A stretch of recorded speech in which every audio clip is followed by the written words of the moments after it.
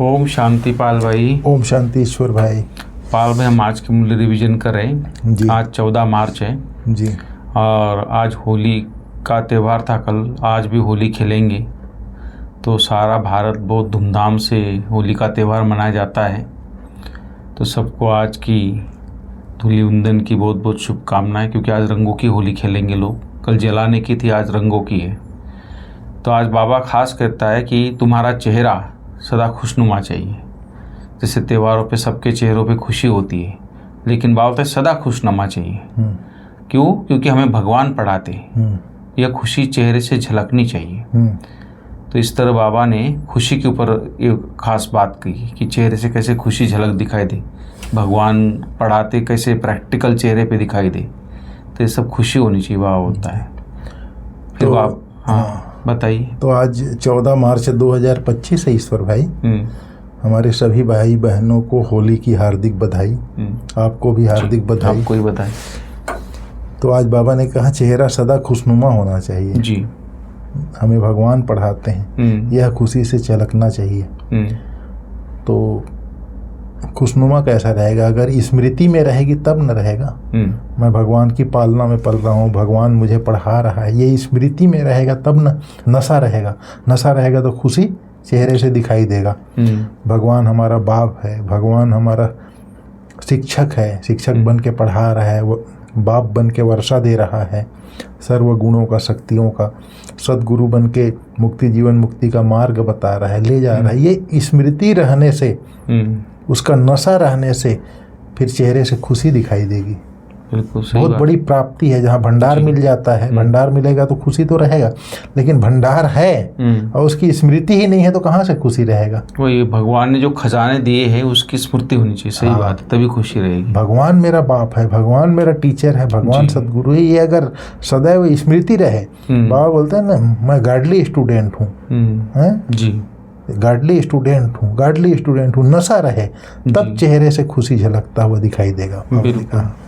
तो पाल भाई, आज की जो मुरली है, एक तो ज्ञान, दूसरा योग। तो बाबा बोलता कि अभी तुम बच्चों को मुख्य पुरुषार्थ क्या है तुम बच्चों का? तो बाबा बोलते कि तुम सजाओ से छूटने का ही पुरुषार्थ करते हो। उसके लिए मुख्य है याद की यात्रा, जिससे विकर्म विनाश होते हैं। तुम प्यार से याद करो तो बहुत कमाई जमा होती जाएगी। इसलिए बाबा बोलता कि सवेरे सवेरे उठकर याद में बैठने से तो पुरानी दुनिया भी भूलती जाएगी। तो इस तरह बाबा ने जो बोला है ज्ञान की बातें, कि बुद्धि में रहे। तुम बच्चों को बाह्यमुखी नहीं बनना है, तो कीचड़ पट्टी को याद भी नहीं करना है। कितना भी कोई प्यारा संबंधी हो, उसमें मोह की रग नहीं जानी चाहिए। नष्ट मोह बनना है और युक्ति से समझाना है। अपने और दूसरों का भी कल्याण करना है, रहम भी करना उनके ऊपर। ऐसे बाप टीचर सदगुरु को प्यार से याद करना है, जो भगवान हमको पढ़ाते। तो ये सब बातें आज की मुख्य बातें मुरली की। तो बाबा ने बाबा ने जैसे ये बोला है ना, मुख्य पुरुषार्थ है याद की यात्रा का। जी, याद की यात्रा का मुख्य पुरुषार्थ है जी। इससे ही सजाओं से मुक्त होंगे, बाबा ने कहा। जी, इससे ही विकर्म विनाश होते हैं। बिल्कुल। तो बाबा ने बोला है आगे, भले कोई पैसे का मदद करते हैं, समझते हैं हम साहूकार बनेंगे सतयुग में, परंतु पुरुषार्थ सजाओं से बचने का करना है। भले यज्ञ में सहयोग कर रहे हो आप, साहूकार बाबा बनाएगा वो अलग बात है, लेकिन जो पिछले 63 जन्मों का जो विकर्म हुआ है, तो ये इससे बचने के लिए आपको याद की यात्रा में रहने का पुरुषार्थ करना ही पड़ेगा। ये नहीं कि दे दिया पैसा और मैं साहूकार बन जाऊंगा। यहाँ कोई डोनेशन सिस्टम नहीं है यहाँ है? जैसे आजकल कई कॉलेजों में होता है ना, इतना लाख रुपए उसके बदले में उसको थोड़ा किसी जन्म में हेल्थ वेल्थ अच्छा मिल जाएगा, लेकिन पुरुषार्थ तो करना ही, उच्च पद पाना है। सजाओं से बचना है, सजाओं से बचना है। पुरुषार्थ जैसे आजकल कई कॉलेजों में होता है, इतना लाख रुपया डोनेशन दो, मेडिकल सीट मिल जाती है, वो नहीं, इंजीनियरिंग की सीट। ऐसा यहाँ नहीं चलेगा। बाबा ने कहा भले कोई पैसे की मदद करते हैं, समझते हैं हम साहूकार बनेंगे, परंतु पुरुषार्थ तो सजाओं से बचने का करना है, नहीं तो बाप के आगे सजा खाना पड़ेगा। उदाहरण दिया बाबा ने, जैसे जज का बच्चा है, कोई ऐसा काम करे तो जज को भी लज्जा आएगी ना। तो बाप भी कहते हैं हम जिनकी पालना करता हूँ फिर उनको सजा खिलाऊंगा, उस समय कान नीचे कर हाय हाय करते रहेंगे, तो ये तो बाबा को अच्छा नहीं लगेगा ना। तो बाबा ने समझाया है पढ़ाया है, हमने ध्यान नहीं दिया, उस समय स्मृति में आएगी, बाबा कहता है जी। फिर बाबा ने आज खास बोला है, जैसे लौकिक पढ़ाई में बच्चों को नशा रहता है, उतना भी नशा बच्चों को नहीं रहता। पढ़ाई से वर्षा मिलता है, शिव बाबा से पढ़ते ही हो सारे विश्व का मालिक बनने के लिए, बाप कहने से वर्षा भी याद आ जाता है जी। तो स्टूडेंट को कितनी खुशी होनी चाहिए, बाप पढ़ाते हैं और विश्व का मालिक बनाते हैं तो स्टूडेंट को कितनी खुशी रहनी चाहिए। लेकिन बाबा कहता है भगवान हमको विश्व की बादशाही देते हैं, परंतु इतनी खुशी कोई बिरले को यहाँ रहती है, स्थायी याद ठहरती नहीं, अर्थात स्मृति में नहीं रहती है। हम बाप के बने हैं, बाप हमको पढ़ाते हैं। बहुत है जिनको नशा ही नहीं चढ़ता है। बाबा बोलता है भक्ति मार्ग में भी सत्संग सुनने जाते हैं, वहाँ भी नशा रहता है, हम फलाने सन्यासी का सत्संग किए, लेकिन यहाँ पर रहता ही नहीं है। इसी को आज बाबा ने कहा खुशी कोई बिरले को रहती है नहीं, तो खुशी का पारा अथाह चढ़ा रहना चाहिए। बाप हमको पढ़ाते हैं या भूल जाते हैं, यह याद रहे तो भी खुशी रहे, परंतु पास्ट का कर्म भोग ऐसा है जो बाप को याद करने ही नहीं देता, बाप को याद करते ही नहीं, मुंह फिर किचड़े तरफ चला जाता है। बाबा सबके लिए तो नहीं कहते हैं, नंबरवार है। महान सौभाग्यशाली वह है जो बाप की याद में रहे। भगवान बाबा हमको पढ़ाते हैं, जैसे उस पढ़ाई में रहता है कि फलाना टीचर हमको बैरिस्टर बनाते हैं, वैसे यहाँ भगवान हमको पढ़ाते हैं भगवान भगवती बनाने के लिए। तो कितना नशा रहना चाहिए।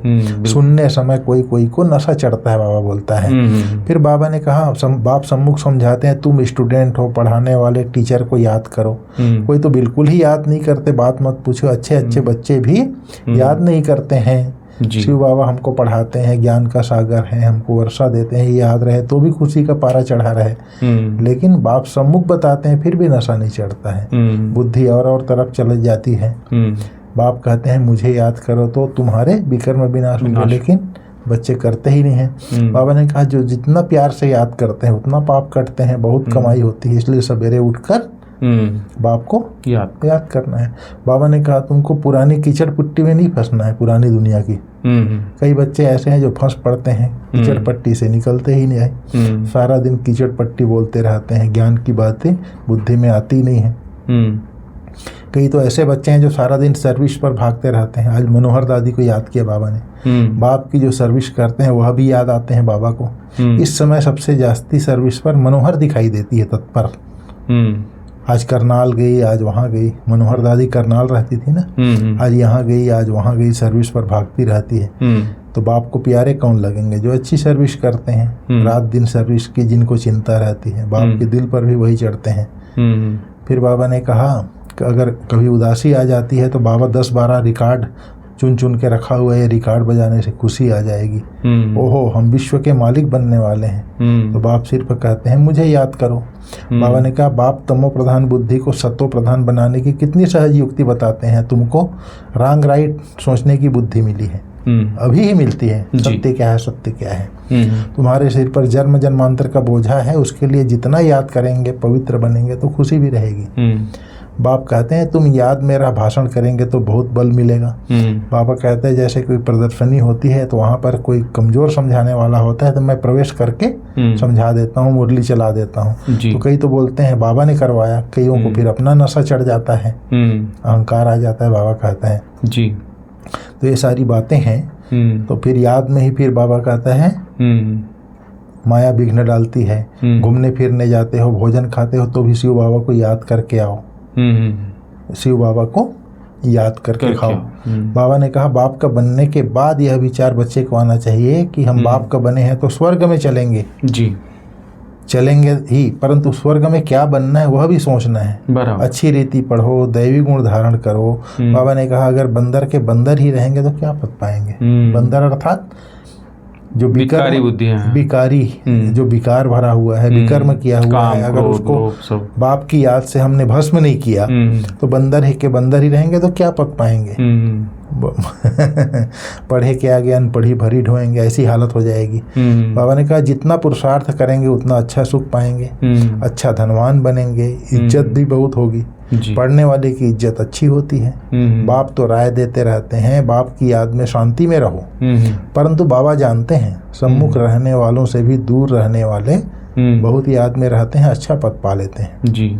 बाबा ने कहा तुम ज्ञान उठा रहे हो, इससे सिद्ध होता है कि तुमने बहुत भक्ति की है। जास्ती भक्ति करने वाले जास्ती पढ़ेंगे, कम भक्ति करने वाले कम पढ़ेंगे। कल की मुरली में भी था। मुख्य मेहनत है याद की, याद से ही विकर्म विनाश होंगे और बहुत मीठा भी बनना है। तो आज मावा ने कहा पढ़ाने वाला याद रहे और पढ़ाने वाले को याद करो तो विकर्म विनाश होंगे। आज की मुरली का सारा सार यही है। बिल्कुल बिल्कुल, बहुत अच्छे से पाल भाई बताया आपने। तो आज का वरदान भी बता दीजिए।